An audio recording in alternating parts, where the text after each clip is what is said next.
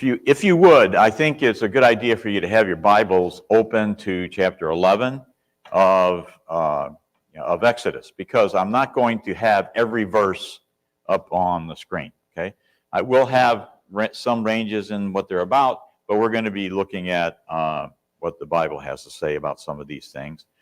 And also, I think that just if you could just set in your mind, there are more than four, but there's at least four big things that happen in these few chapters.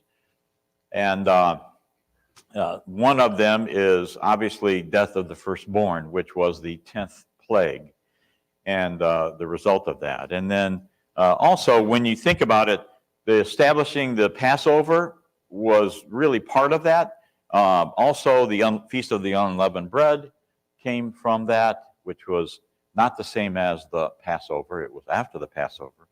And then the law of the firstborn. And there was a law. And so as we know, and we're going to get into that when we study the rest of the story here, rest of the account, and the rest of the law being delivered, there are many very detailed things that they are going to get from God to tell them how he wants them to do things. And we're going to start with that today. Okay, when we get into the Passover and the Passover feast, okay, Feast of the Unleavened Bread. Okay, so the little picture there is, one of the things I think we teach the kids. The kids kind of want to mimic this. Okay, we see the beginning of the lesson that we are saved by blood. I think that there's too much symbolism here for us to ignore, but also too much for us to talk about every single thing that has a symbol as we go through. But we're going to hit many of those things that are symbols to us, even to this day. But we see here someone, putting blood around that's the top part and the sides of their door, and that was going to be a sign, wasn't it? And so through that blood that was put on there, the household would be saved. And anyone outside of that household would fall prey to God's death angel, or however he accomplished that. So let's look real quick at, this is kind of where we are, where we've been. One of the things that we'll talk about today a little bit is this area here, going from Ramesses down to Succoth. And so that is in these chapters. We won't spend a lot of time on it, but they do begin their travel, don't they, in these chapters. Okay, Passover. Is Passover a single event? Be careful how you answer, okay? Because what is Passover? It's a meal. Okay, it's a meal. Okay. Now the event, obviously, the death of the firstborn that it was to remind them of, happened in one night, didn't it?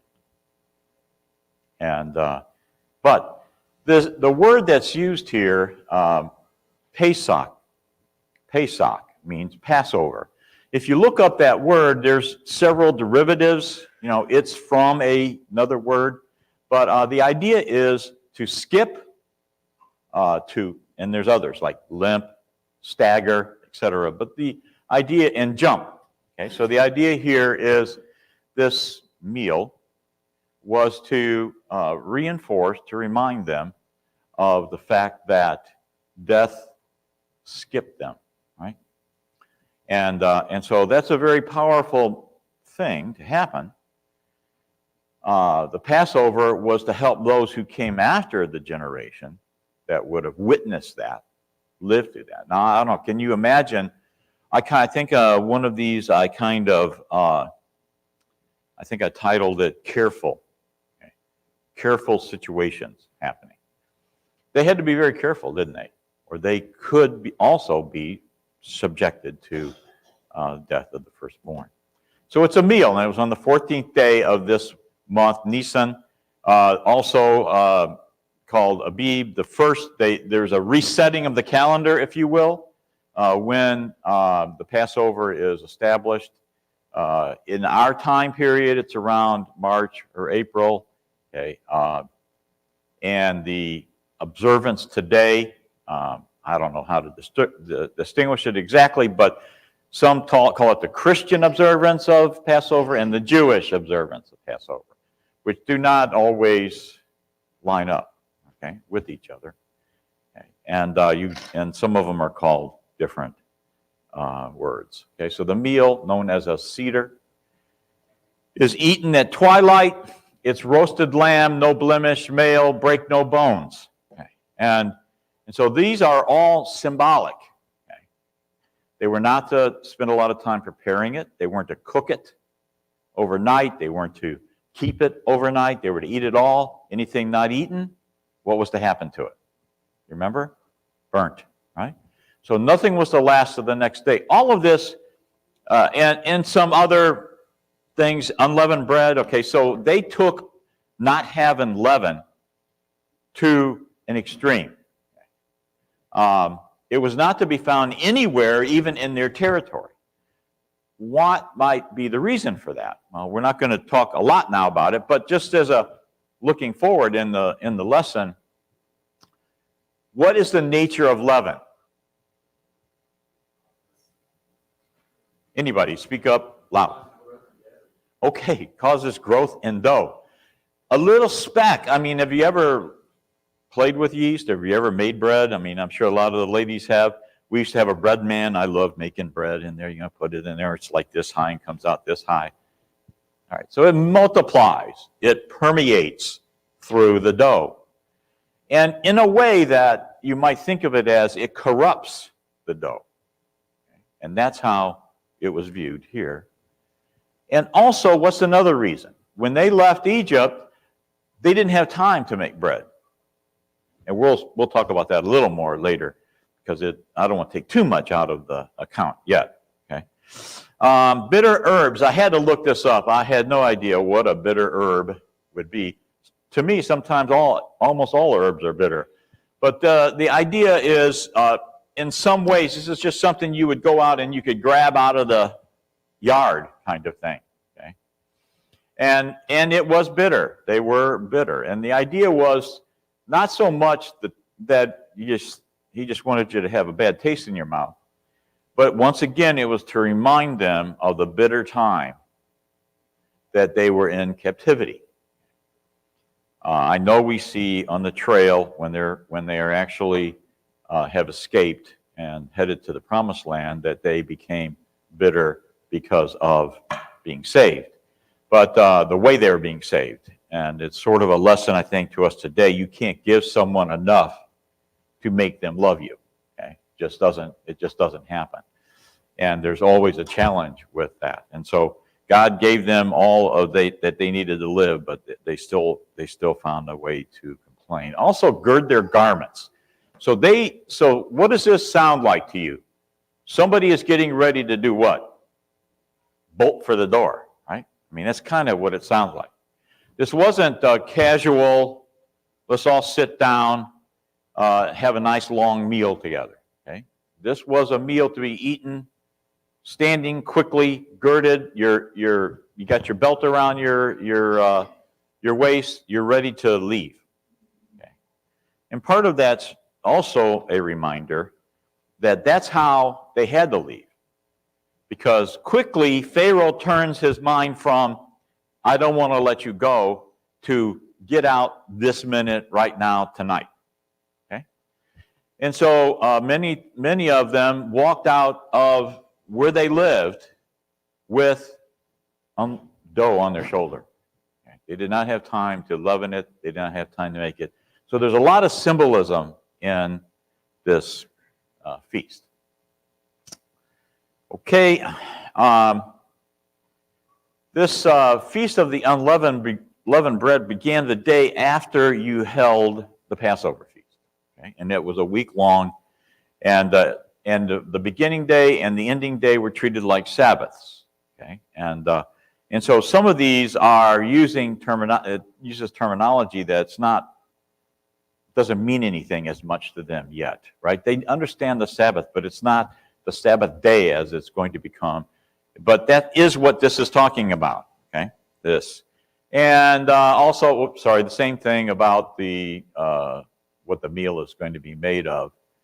They kind of view leaven, and leaven and sin, or leaven is used to kind of represent sin because of its nature of corrupting something that's good or permeating something that's good. They would not even allow some kind of corruption in a wall. So remember how they had their walls made, you know? Much of it was made out of organic material, wasn't it? What's the nature of organic material? Well, sometimes dampness will let mold grow, right, in it. And if that happened, even that was not allowed to be in their house when they were observing these things. Leaven, okay, so due to the speed of leaving Egypt, they had no chance, no time to be ready. I wanted to also talk just a little bit about Pharaoh, okay? So Pharaoh was, I sometimes wonder, you know, why was he so hard-headed? Part of it, you know, as Kali mentioned last week, had possibly God, you know, kind of helping him reach the wrong conclusions in some of his mindset. But he was supposed to be a divine being, according to the Egyptians, all right? And he was supposed to be the son of Ra, right? And Ra was their god for the sun. Okay? And so Pharaoh was the ultimate power in Egypt in the eyes of the Egyptians. And so when you think about that, Pharaoh himself was worshipped as deity, was worshipped as a god to them. Being a man, okay, if someone calls you God a lot, what might that do to your own thought process about yourself? I think eventually it will, I think the saying we use today is the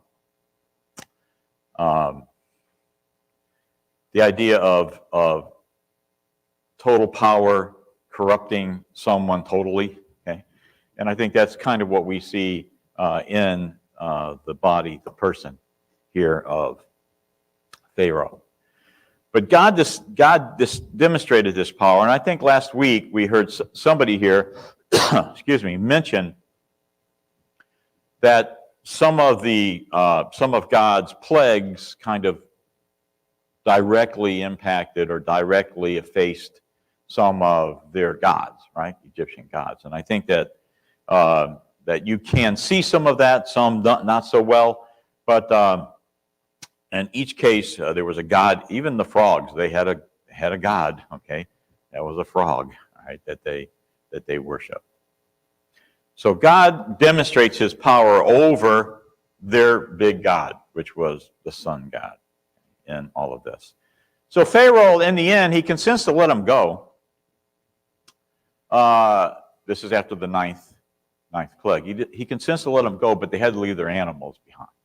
So they were not going to do that, and so that led up to this current where we're at now with the 10th plague. Sorry, got a catch. So Israel, I wanted to kind of break these up in these 3 chapters and try to bite off pieces at a time. But so the first 3 verses is God's message to the Israelites, and we've kind of talked about it as plundering. They were plundering the Egyptians, and in the first verse of chapter 11, we see this fateful statement. Yet one plague more I will bring upon Pharaoh and upon Egypt. Afterward, he will let you go from here. And when he lets you go, he will drive you away completely. And so that's kind of what happens, isn't it? And one of the reasons why we have the unleavened, one of the reasons that we have the unleavened bread being carried even out of Egypt is because he drove them out. He wanted them out, right, quickly. And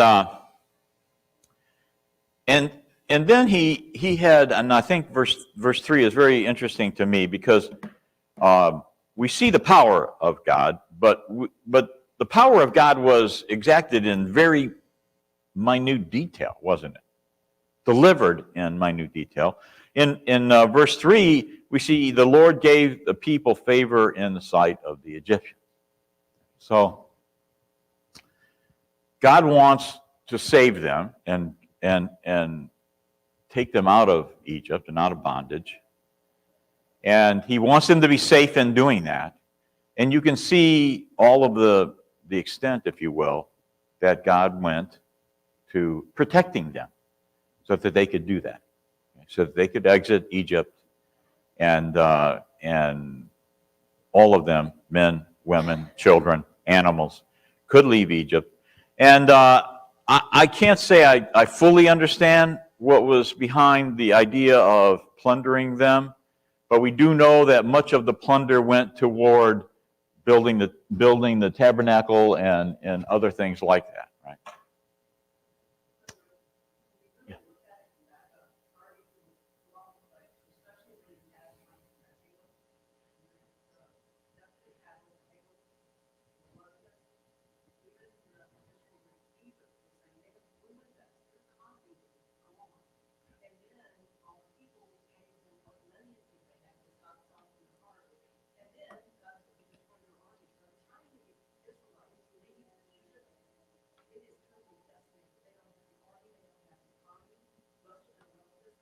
Mm-hmm.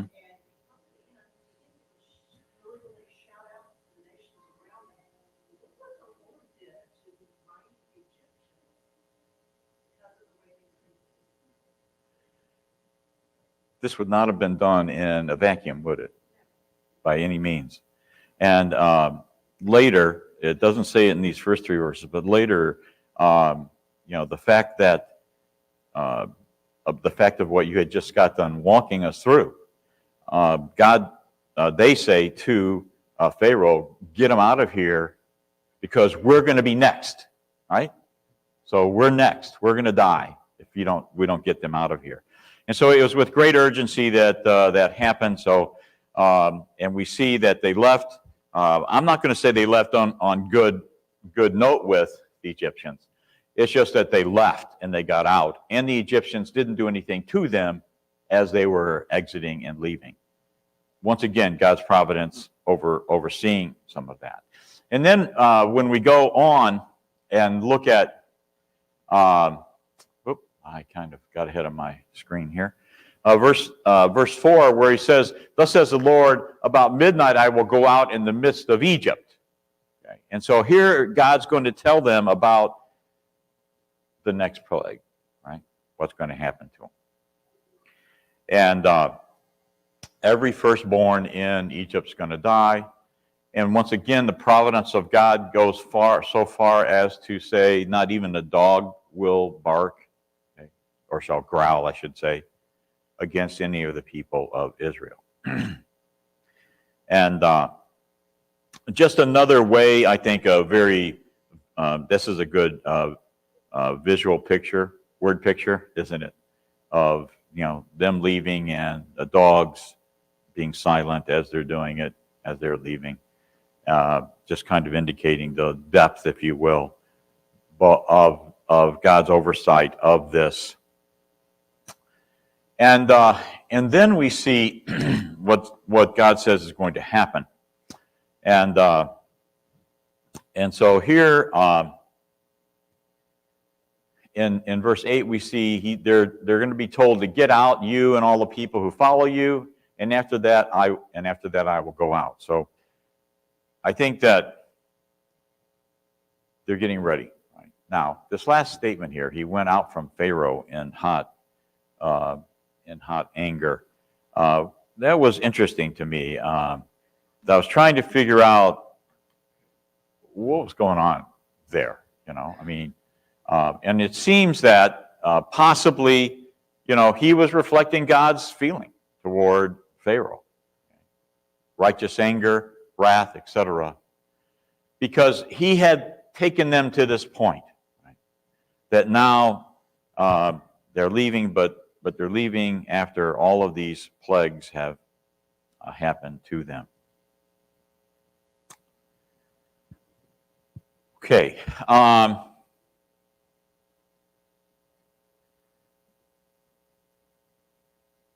It's interesting to me here in verse 9 and 10, we find that even though this has happened to the firstborn, and all of these things that Moses and Aaron had done before Pharaoh,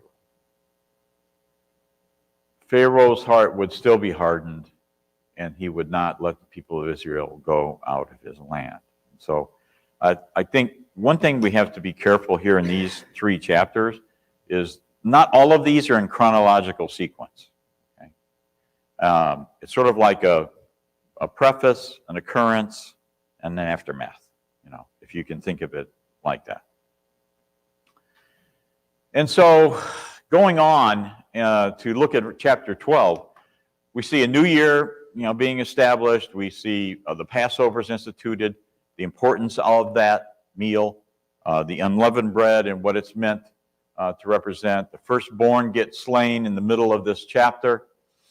Israelites are driven out. They leave Goshen, and they come Ramesses, and they come down to Succoth, and we see them traveling some, and then the Passover is reinforced as a ordinance for them to follow.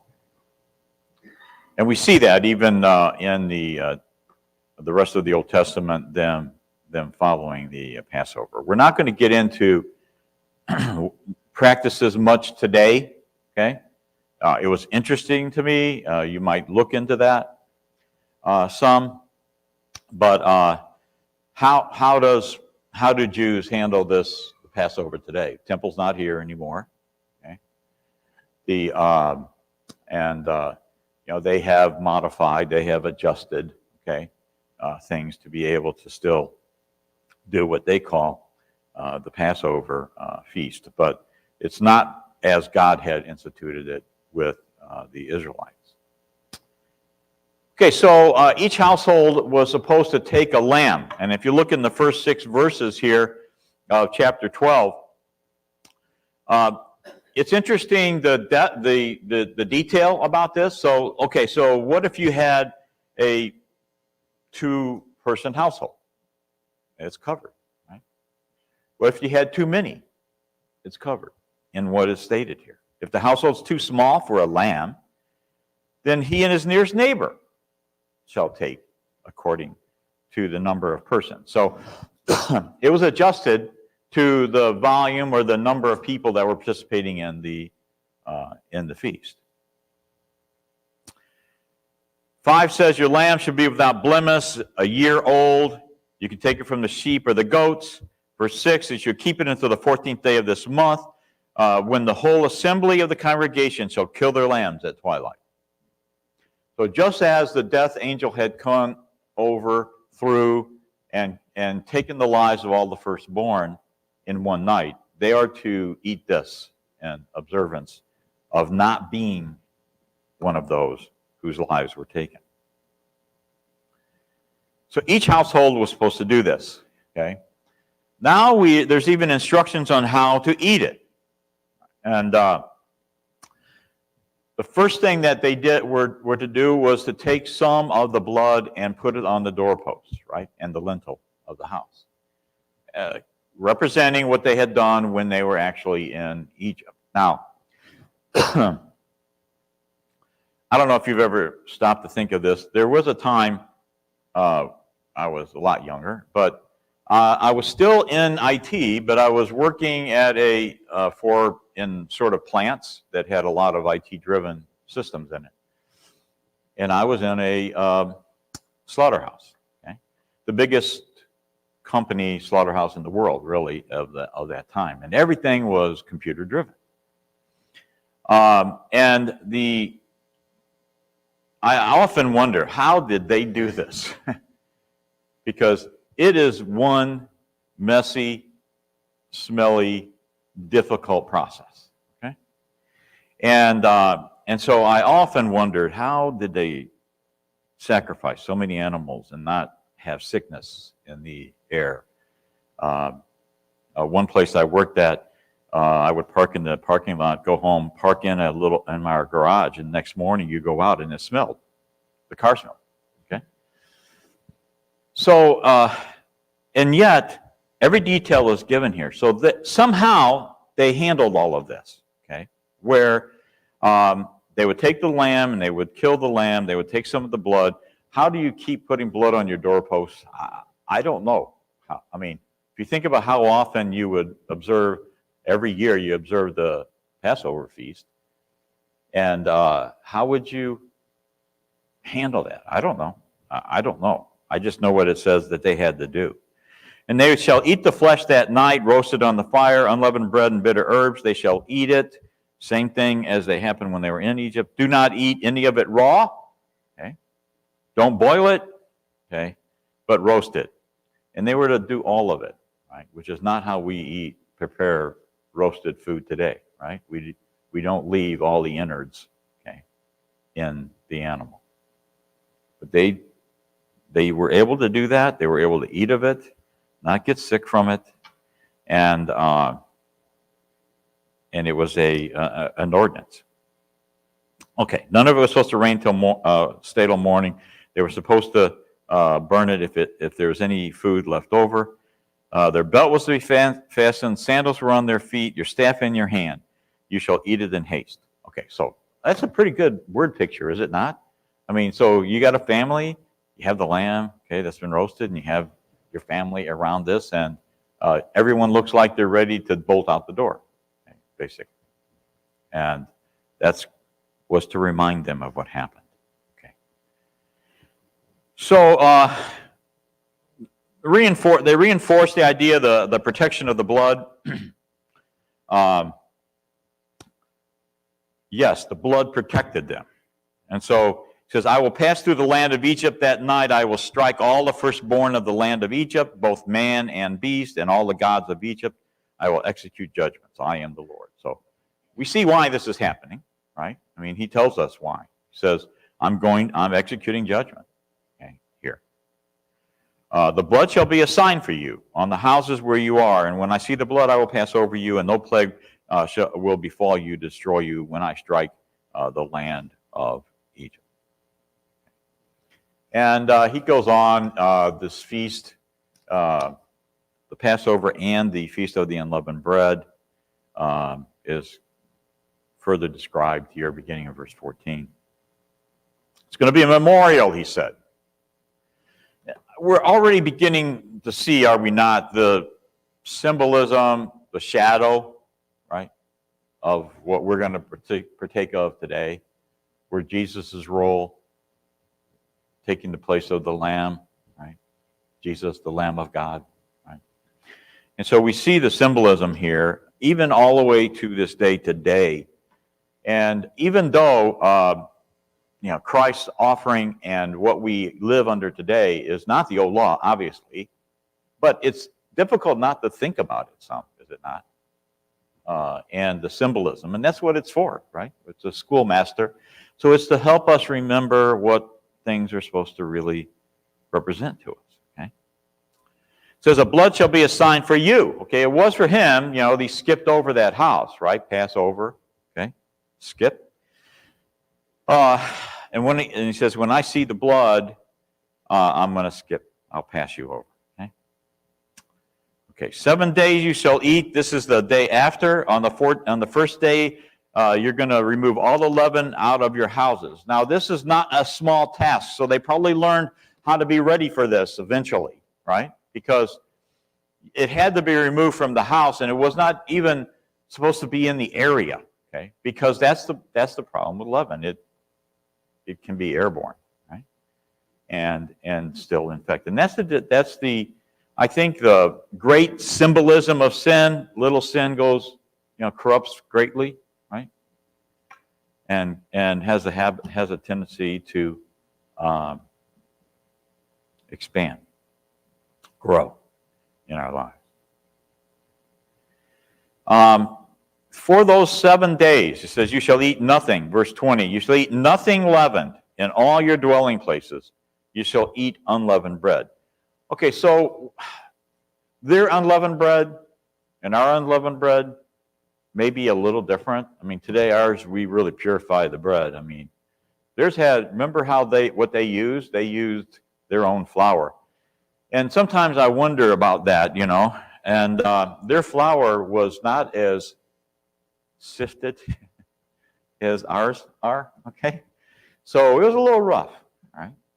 And so their bread, they would make their bread and bake it, and that's all that they would have. And I'm sure it was because bread was a big deal to them. It was a big part of their staple. So for those 7 days, I'm sure by the 7th day, they were ready. They remembered, and they were ready to have something else, okay, in their food.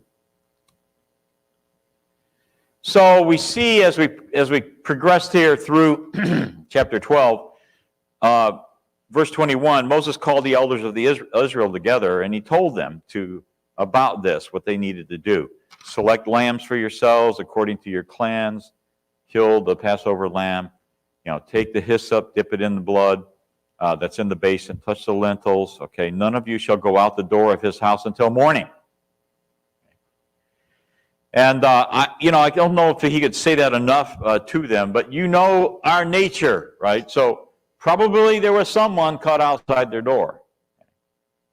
If we are any representation of them, we love to test the will. We don't have any recording of that, by the way. For the Lord will pass through and strike the Egyptians. And then he repeats to them what God told him about skipping those who had blood on the lintel. Okay. So now the elders have it, and the elders are the elders of these particular tribes, and so they would pass that on. Now the ordinance, I think, gets set. You shall observe this rite as a statute for you and for your sons forever. And when you come to the land that the Lord will give you as he has promised, you shall keep this service. And when your children ask you, what do you mean by this? You shall say, it is a sacrifice of the Lord's Passover. For he passed over the houses of the people of Israel in Egypt when he struck the Egyptians and spared our house. That would be powerful, would it not? And especially, we all have, those who have had children in their house, they ask questions, don't they? And this question was asked, right? Especially after eating unleavened bread for 7 days, okay? Something would be on their mind about why are we doing this? So God tells them, it is a sacrifice of the Lord's Passover, or Moses is telling them this, for he passed over the houses. And it said, so the people bowed their heads and worshiped, and Israel went and did as he said. Did so, it says. Okay? So the people obeyed what God had wanted him to do. Okay, let's see.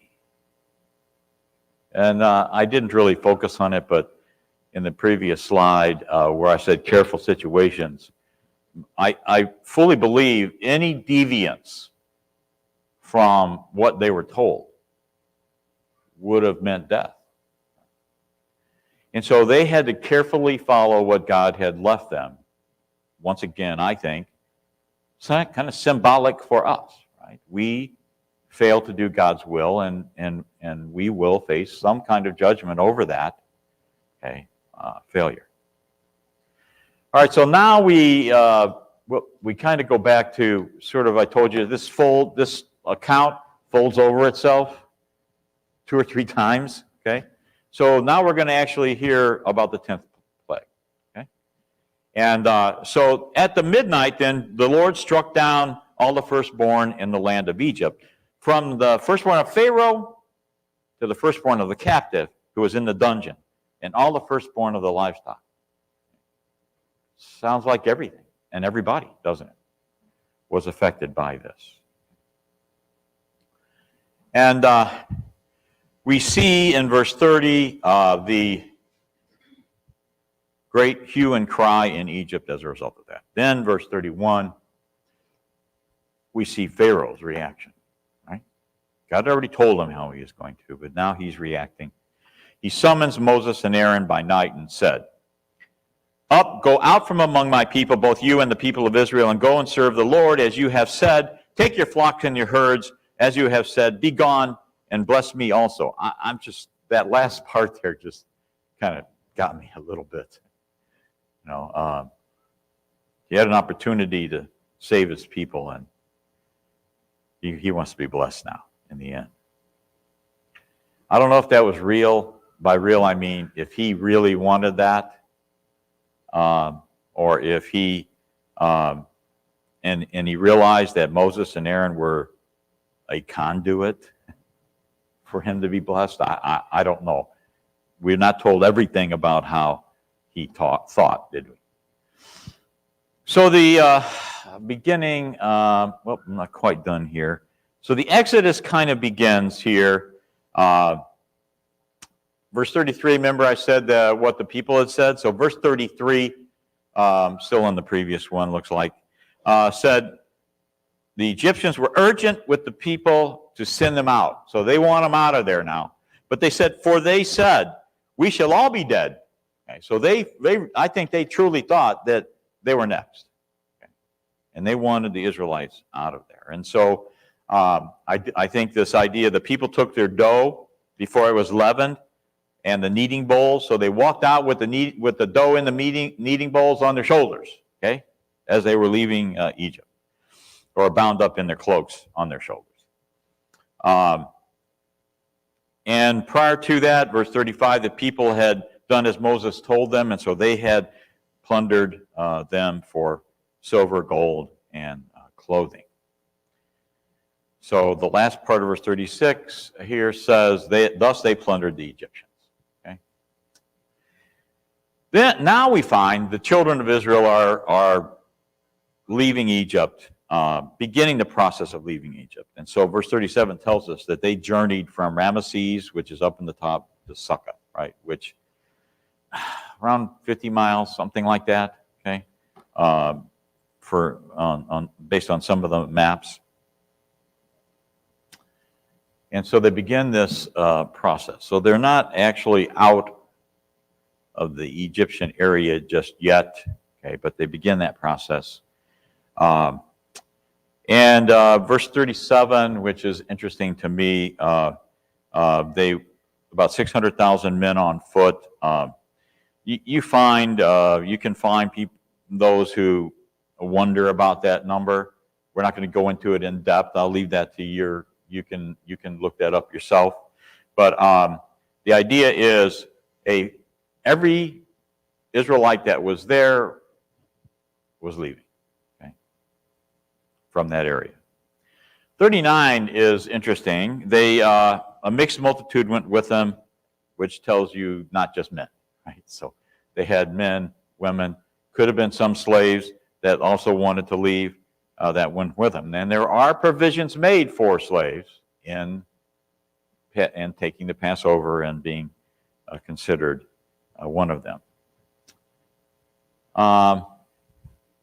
Well, verse 39, before we get into this, they baked unleavened cakes of the dough that they brought out of Egypt, for it is not leavened, because they were thrust out of Egypt and could not wait. So we're pretty clear, right? Here's what happened. Here's why it happened. And so they had not, nor had they prepared any provisions. So they didn't leave with food made. Okay, so everything, it's sort of like dependence is all on God, right? So, how they're going to live, how they're going to progress, etc., is really out of their hands and in God's hands. Their dependence is, pretty much total. I think we really need to look at 40 and 42. So 40 starts, the time that the people of Israel lived in Egypt was 430 years.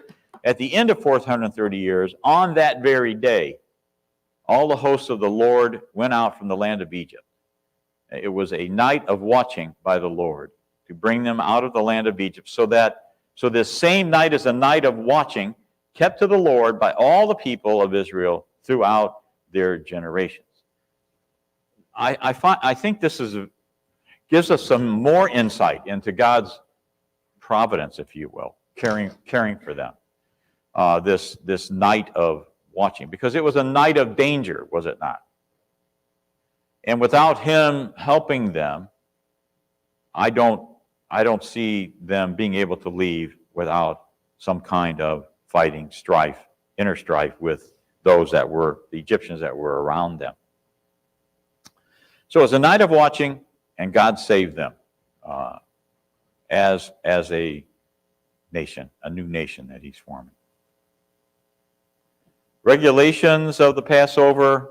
I find this one interesting. We're not going to go into all of these, but verse 48, if a stranger shall sojourn with you and would keep the Passover to the Lord, let all his males be circumcised, then he may come near and keep it. He shall be as a native of the land, but no uncircumcised person shall eat of it. There shall be one law for the native and for the stranger who sojourns among them. Remember, that law was given to who? Abraham. And so it has always been there up to this point. And so they were to consecrate themselves through that sign. All right, I've been talking a lot. We're going to go into chapter 13 real quick for a few minutes. How long do I have? 5 more minutes? Okay, that's a long time. All right. So chapter 13 is about this idea of consecrating the firstborn. And so I wanted to show, before we got into that, so here is Goshen, here is Succoth. You know, you can kind of look at this. It's a little over maybe 50 kilometers, 60 kilometers to Succoth, okay? And to begin the process of leaving Goshen. And about 600,000 men, plus women and children and animals, is what the Bible says left that land.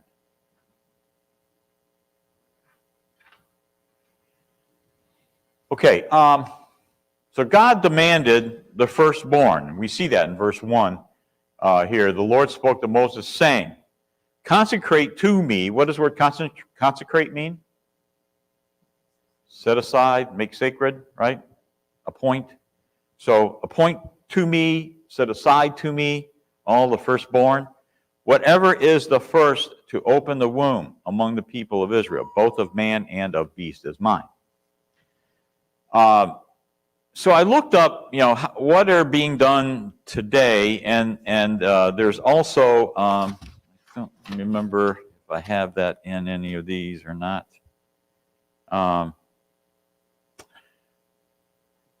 How they consecrated them. They could take 4 silver coins, I think 4 silver coins, and redeem their firstborn. And to consecrate them, set them aside for the Lord. We have a lot of firstborns, don't we? Talked about first fruits, right? During the harvest, they were to be offered, right?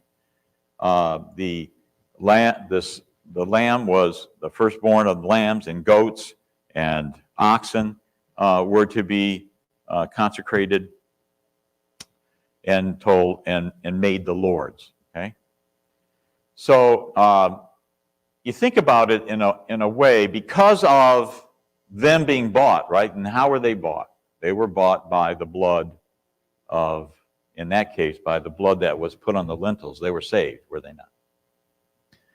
And so we're bought at a price. We're bought by Jesus' blood being shed for us.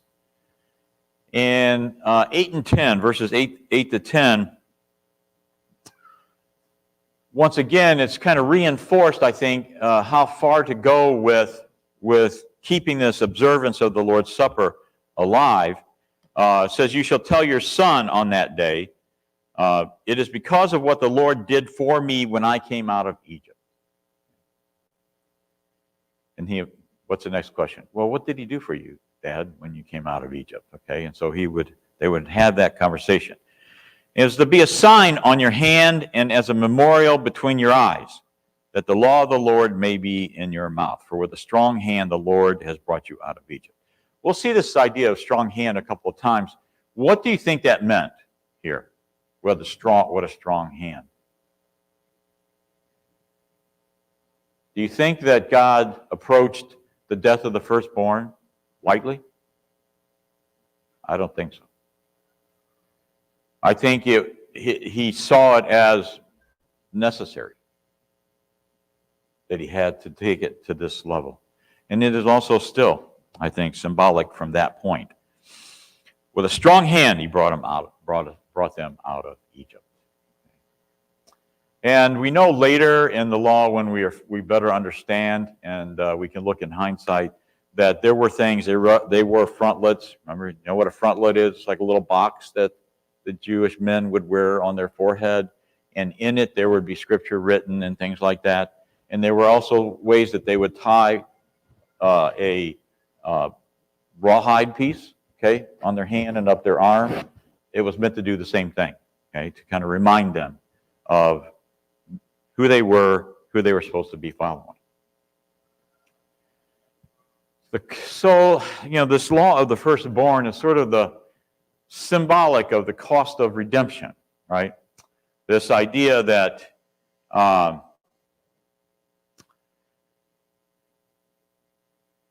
getting to my point here. The idea that Israel had to be bought, redeemed out of bondage. And the cost of the death of the firstborn males redeemed them. No one redeemed the firstborn of Egypt. They died. God was willing to give his son to redeem the firstborn of Israel. Israel was saved when we were saved. With Jesus' death. So the Israelites owed God their firstborn sons because of the price that he exacted of the Egyptians for holding them in slavery. And there is this an interesting part here about the animals that were to be redeemed, and this idea of maybe the donkey representing Israel. The donkeys were unclean, and they were like the nation of Israel when they were not following God. So the firstborn male donkeys were to be redeemed by a lamb. If not redeemed, then they were to break their necks. A lot of violent sounding things in these three chapters, isn't there? I don't think God took that lightly. I think God means that he's giving us some extreme examples of how far he's willing to go to save us. And we have a part that we play in that. Okay. All right. So we're done for that today. There was a couple more things, but nothing that was that earth-shattering. So we'll pick up then next week with 13 and verse 7. No, 17. 13 and verse 17. Thank you.